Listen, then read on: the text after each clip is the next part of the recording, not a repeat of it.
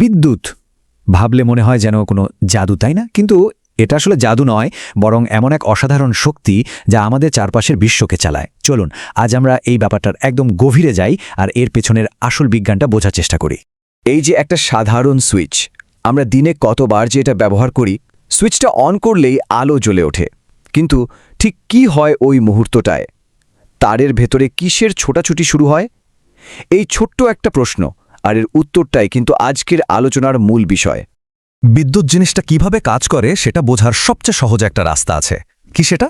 একে একটা নদীর মতো করে ভাবা। হ্যাঁ, একটা বৈদ্যুতিক নদী। এই আইডিয়াটা মাথায় রাখলে দেখবেন পুরো ব্যাপারটা কেমন সহজ হয়ে যায়। এই যে জলের উপমাটা, এটাই কিন্তু আমাদের আজকের আলোচনার মূল চাবিকাঠি। শুধু এইটুকু ভাবা যাক, বিদ্যুৎ প্রবাহ মানে হলো পাইপের ভেতর দিয়ে জলের স্রোত। ব্যাস, এই একটা আইডিয়াকে ধরতে পারলেই ভোল্টেজ, কারেন্ট, রোধ এসব কঠিন কঠিন শব্দগুলো আর কঠিন মনে হবে না। তো আমাদের এই যে বৈদ্যুতিক নদীর গল্প, এর কিন্তু তিনজন প্রধান চরিত্র আছে: ভোল্টেজ, কারেন্ট আর রোধ। চলুন এক এক করে এদের সাথে পরিচয় করা যাক আর দেখি এরা কিভাবে মিলেমিশে কাজটা করে। প্রথমেই আসি ভোল্টেজের কথায়। আচ্ছা, ভোল্টেজটা কি? এটা হলো সেই অদৃশ্য শক্তি, বা বলা যেতে পারে একটা ধাক্কা। আমাদের জলের উপমাটা মনে আছে তো? সেখানে ভোল্টেজ হলো পাম্পের চাপ, যেটা জলকে পাইপের মধ্যে দিয়ে ঠেলে পাঠায়। সোজা কথায়, যত বেশি ভোল্টেজ, ধাক্কার জোরও তত বেশি। আর কারেন্ট? কারেন্ট হলো ওই ধাক্কার ফল, মানে আসল প্রবাহটা। প্রতি সেকেন্ডে পাইপের একটা নির্দিষ্ট জায়গা দিয়ে ঠিক কতটা জল বয়ে যাচ্ছে, সেটাই হলো কারেন্ট। ভোল্টেজ যদি হয় ধাক্কা, কারেন্ট হলো সেই ধাক্কার ফলে তৈরি হওয়া স্রোত। আর আমাদের গল্পের ৩ নম্বর চরিত্র, সে হলো রোধ বা রেজিস্ট্যান্স। এই রোধ জিনিসটা কি? আমাদের জলের উপমায় ফেরা যাক। ধরুন পাইপটা কোথাও একটু সরু হয়ে গেছে, তখন কি হবে? জলের স্রোত বাধা পাবে, তাই না? ঠিক এই জিনিসটাই হলো রোধ। পরিবাহীর ভেতর দিয়ে ইলেকট্রন যখন ছোটে, তখন যে বাধার মুখে পড়ে, সেটাই রোধ। কিন্তু এই বাধাটা কোত্থেকে আসে? এটা কিন্তু এমনি এমনি তৈরি হয় না। বেশ কয়েকটা জিনিসের উপর এটা নির্ভর করে। যেমন তারটা কি ধাতু দিয়ে তৈরি, সেটা কতটা লম্বা বা সরু মোটা, এমনকি তারের তাপমাত্রার উপরেও কিন্তু রোধ নির্ভর করে। এই সব ফ্যাক্টর মিলেই ঠিক করে দেয় প্রবাহের পথে বাধা কতটা হবে। তাহলে সব মিলিয়ে বিষয়টা কি দাঁড়ালো? এই টেবিলে একদম পরিষ্কার করে দেওয়া আছে। ভোল্টেজ হলো ধাক্কা বা চাপ, কারেন্ট হলো সেই চাপের ফলে তৈরি হওয়া প্রবাহ বা স্রোত, আর রোধ হলো সেই প্রবাহের পথের বাধা। এই তিনজন মিলে কিন্তু ইলেকট্রিসিটির পুরো খেলাটা খেলে। এখন সবচেয়ে জরুরি প্রশ্নটা হলো, এই যে তিনজন, ভোল্টেজ, কারেন্ট আর রোধ, এদের নিজেদের মধ্যে সম্পর্কটা ঠিক কী রকম? এখানেই আসছে আমাদের গল্পের সবচেয়ে গুরুত্বপূর্ণ নিয়মটা, আর সেটার নাম হলো ওমের সূত্র। নামের সূত্র হলেও ভয় পাওয়ার কিছু নেই, এটা আসলে খুবই সহজ আর যৌক্তিক একটা নিয়ম। বিজ্ঞানী গেওর্গ ওম এই দারুণ সম্পর্কটা খুঁজে বের করেন। উনি খুব সহজ করে একটা কথা বলেছিলেন, যদি বাধাটা স্থির থাকে তাহলে চাপ বা ভোল্টেজ যত বাড়ানো হবে, প্রবাহ বা কারেন্টও ঠিক ততটাই বাড়বে। খুবই স্বাভাবিক ব্যাপার, তাই না? বেশি জোরে ধাক্কা দিলে জল তো বেশিই বইবে। ব্যাপারটা তাহলে একটা কারণ আর ফলের মতো। দেখুন, ভোল্টেজের ধাক্কা দিয়ে শুরু হয়, সেই ধাক্কা কারেন্ট তৈরি করে, আর সেই কারেন্টকে রোধের বাধার বিরুদ্ধে লড়তে হয়। আর এদের তিনজনের মধ্যেকার এই সম্পর্কটাই হলো V=IR। এই সহজ একটা সমীকরণ, কিন্তু পুরো ইলেকট্রনিক্সের দুনিয়াটা এর উপরেই দাঁড়িয়ে আছে। বেশ, তাহলে আমাদের গল্পের মূল চরিত্রদের চেনা হয়ে গেছে, তাদের নিয়মকানুনও জানা হয়ে গেছে। এখন দেখা যাক বাস্তব জীবনে এদেরকে কিভাবে সাজানো হয়, মানে সার্কিটগুলো কিভাবে তৈরি হয়। মূলত দুটো পদ্ধতিতে এদের সাজানো যেতে পারে। এই দুটো পদ্ধতির মধ্যে পার্থক্যটা কিন্তু বেশ মজার। একটা হলো সিরিজ সার্কিট, যেখানে কারেন্ট যাওয়ার জন্য রাস্তা মাত্র একটাই। ভাবুন তো পুরনো দিনে সেই ক্রিসমাস লাইটের কথা, একটা বাল্ব কেটে গেলেই কিন্তু পুরো মালাটাই নিভে যেত। আর অন্যটা হলো প্যারালাল সার্কিট, এখানে কারেন্ট যাওয়ার জন্য অনেকগুলো আলাদা আলাদা রাস্তা থাকে। আমাদের বাড়ির ওয়্যারিং ঠিক এভাবেই করা হয়। তাই তো একটা লাইট ফিউজ হলেও অন্য ঘরের ফ্যান বা টিভি চলতে থাকে। আর আমরা কিন্তু নিজের অজান্তেই প্রতিদিন এই দুটো সার্কিটই ব্যবহার করছি। যেমন ধরুন বাড়ির মেইন ফিউজটা লাগানো থাকে সিরিজে। কেন? কারণ কোনো বড়সড় সমস্যা হলে যেন ওটা কেটে গিয়ে পুরো বাড়ির কানেকশনটাই বন্ধ করে দিতে পারে, নিরাপত্তার জন্য। আর অন্যদিকে আমাদের ঘরের সব লাইট, ফ্যান, এসি এগুলো সব প্যারালালে লাগানো থাকে সুবিধার জন্য। আচ্ছা, গল্পের তো প্রায় শেষ দিকে আমরা চলে এসেছি। এখন দেখা যাক এই যে এত কাণ্ড, ভোল্টেজ, কারেন্ট, রোধ, এর শেষ ফলটা কি?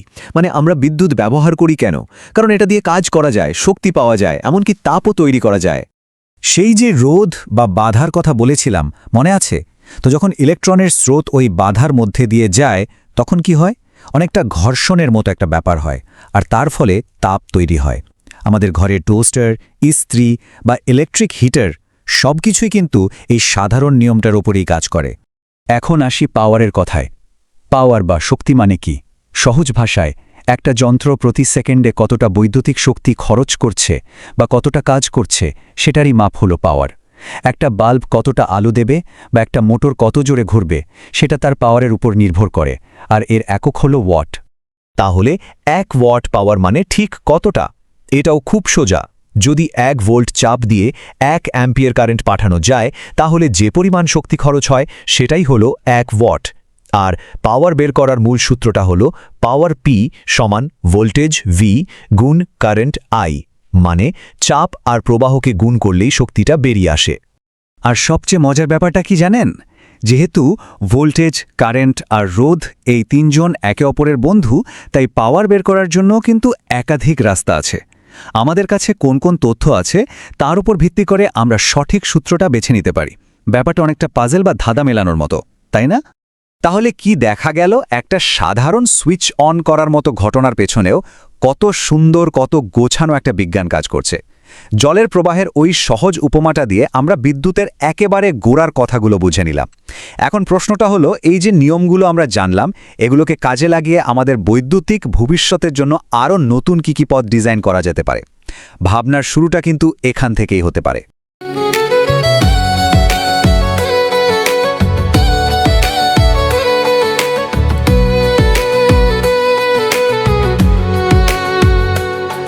फ्यूचर का टाइम आ गया है, ब्रांड प्रमोशन का next level. Welcome to next gen promo. आज का मार्केट डिजिटल है, कंपटीशन भी क्रिटिकल है। सिर्फ प्रोडक्ट से काम नहीं, प्रमोशन होना विजिबल है। हम लाए strategy smart, creative visuals, powerful start. Brand को मिलेगी स्ट्रॉन्ग आइडेंटिटी, मार्केट में बनेगी authority. Next gen promo, next gen grow, brand को मिले फ्यूचर का boost. Next gen promo, smart promotion, digital world में स्ट्रॉन्ग पोजीशन। स्टार्टअप हो या बिजनेस बड़ा, हर ब्रांड को चाहिए नया पड़ाव। स्टोरी टेलिंग से impact create, audience connect, that is great. Video ads, brand inflow, हर प्लेटफॉर्म पे ब्रांड को grow. Next generation marketing plan, यही है सक्सेस का new scan. Next gen promo, don't just promote, promote smart, promote next gen. आज के समय में सिर्फ रिज्यूमे बनाना काफी नहीं है, जरूरी है कि लोग आपको समझें, आपकी स्किल्स को जानें और आपकी कहानी सुने। आज सोशल मीडिया पर जो दिखता है वही बिकता है, इसीलिए हम लाए हैं रिज्यूम एक्सप्लेनेशन वीडियो सर्विस, जहां आपका रिज्यूम ये प्रोफेशनल तरीके से ये आसान भाषा में समझाया जाता है। दिखो, इससे बनती है आपकी करियर रेपुटेशन और मजबूत होती है आपकी सोशल रेपुटेशन। जब आप अपना रिज्यूम वीडियो सोशल मीडिया पर शेयर करते हैं तो लोग आपको सिर्फ नाम से नहीं, आपकी काबिलियत से पहचानते हैं। क्योंकि आपकी पहचान मायने रखती है।